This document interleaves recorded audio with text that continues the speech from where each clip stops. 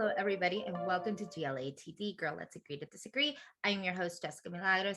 If this is your first time on our channel, make sure to click like, subscribe, click to receive those notifications. And of course, we will be recapping other shows as well. Hi, Jessica. Big fan. Welcome to the Big Brother family. Oh, thank you. Now, as a super fan, what was your strategy before coming into the house? Was it different than what you were expecting? And how did the first week affect your strategy moving forward?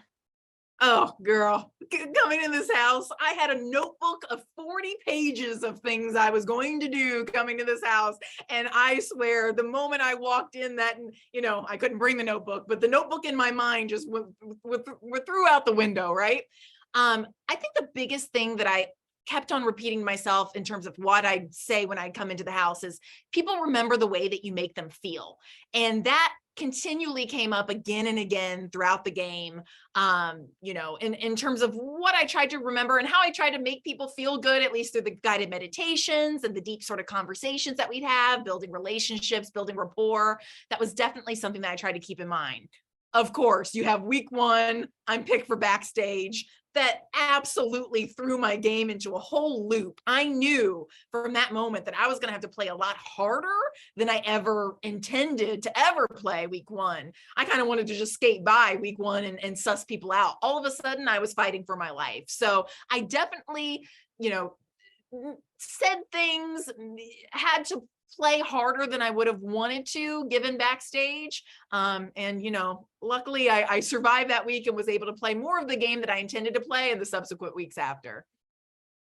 Now, you said early on in the game that you were willing to be messy. Tell us about a few times when you were being intentionally messy as a form of strategy.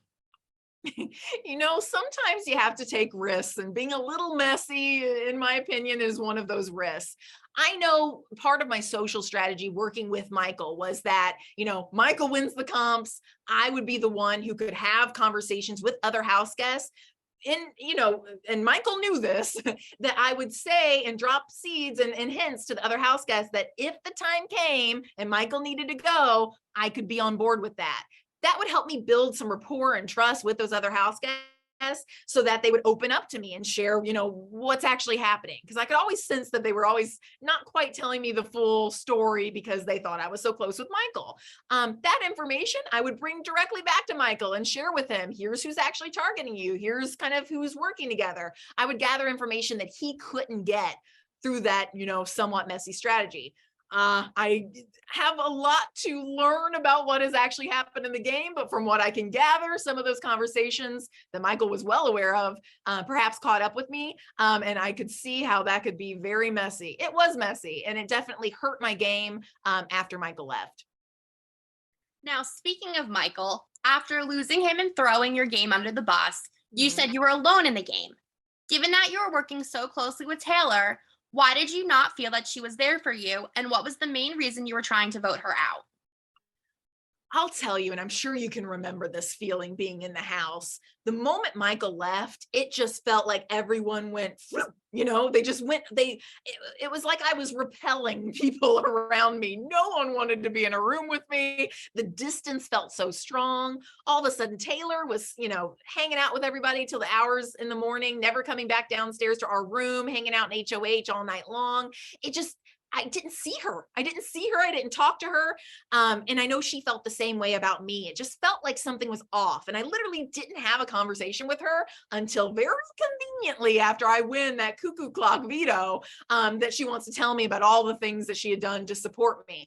None of those conversations were had before then. So you know that feeling. You feel like you're alone. And I recognize that, my red flag alert was going to be when Michael left this house. I would know that I needed to be on alert, that I was probably next. And so I wanted to not make the same mistake that Michael did. I wanted to know and to realize that, okay, if he's not here, I am only here as long as I win things. And so that's kind of really where my strategy went. What can I do, assuming that I am alone, assuming that I can't trust anybody because the person that I trust the most kind of backstabbed me?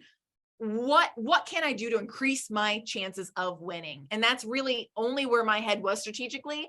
And when it came to Alyssa and Taylor, even though I knew it was probably a long shot that Taylor would leave, if she did leave, I was willing to take that chance because I knew I'd probably have a better chance of beating Alyssa in a comp should we play. And wouldn't you know, the next HOH, I lose in a tiebreaker question to Taylor. I think I probably would have won that HOH had Alyssa been in the house and I was competing against her instead. Now, last question. What is your biggest regret and what are you most proud of? You know, I think my biggest regret was not just coming into the house fully myself, you know, being able to say, hi, I'm Brittany and I'm a clinical hypnotist. I know that would have probably shocked some people and maybe put an initial target on my back. But at the same time, I think people would have gotten to know me and I could have, you know, I think all the misconceptions that I was so worried about, just people would have loved me for who I am, and I could have dispelled some of those. And I would have just been able to focus on being authentically myself. I was so in my head about trying to be someone else that it really hurt my game. And I also think, you know, perhaps I should have, when I heard and had conversations that might have called my loyalty into question, even though I knew that those were bogus sort of fluff conversations and I just kind of put them out of my mind, I should have gone back to the people that I was most close with, like Taylor, like Michael, and just reassured them again that, hey, here's what I heard. I want you to hear it from me, rather than doing that filtering myself.